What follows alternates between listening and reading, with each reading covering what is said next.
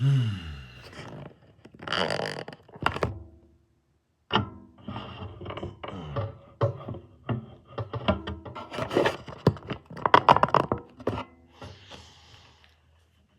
Confessions. It's a new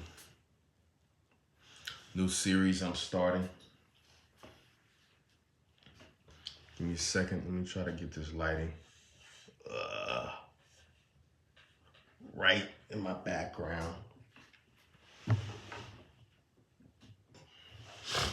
That's a little better. All right. Agile Confessions, right? So sometimes working as an agile professional in an organization can be tough just because oftentimes we aren't in our positions with, I guess I'd say, power over the teams or even the leadership that we engage and work with. Sometimes that can be tough.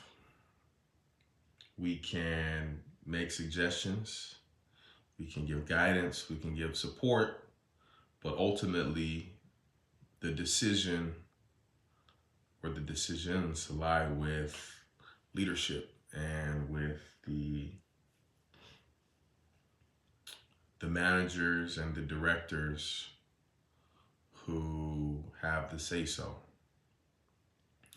And so today, really this week, I've been faced with a conversation about a particular direction that leadership wants to go as it relates with some of the Scrum teams. And I'm not on board with it. But I think that one of the things that makes Agilists, and I'll speak about Scrum Masters and Scrum teams since that's the most popular framework and the one that I'm most familiar with and the capacity that I've worked with previously, is that as Agilists, as Scrum Masters, sometimes you have to go with the unpopular decision that your team may make, right? Sometimes they may not want to make the adjustments that come out of retrospectives. Sometimes they don't want to be as introspective as they need to get the change and drive the continuous improvement that we should be encouraging them to do. And as a Scrum Master, sometimes that can be extremely difficult and even frustrating and can lead to burnout. So I'm here to say that it happens at all levels, both at the team level, at the organizational level, at the portfolio level. And I think one of the ways that we can deal with this, I had a good discussion today, the coaching session with, I'm going to call him my mentor, Bob Galen today. And we talked about some options for how to deal with that in an organization and out of a leader, as well as how to kind of frame this decision, this pivot that they're looking to make, so that hopefully it doesn't have to necessarily become a long-term change and affect the teams adversely, right? And so one of the things that we've got to remember when leadership makes a decision that's different from what we may advise or what we may feel like is the right decision is that Agile is all about failing and failing fast, right?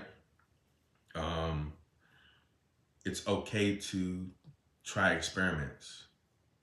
It's okay for teams and organizations to experiment with things to figure out what doesn't work so that hopefully down the line they can realize the things that do work. So when leadership or a team makes a decision that may seem counterintuitive to you, sometimes it's okay to just sit back.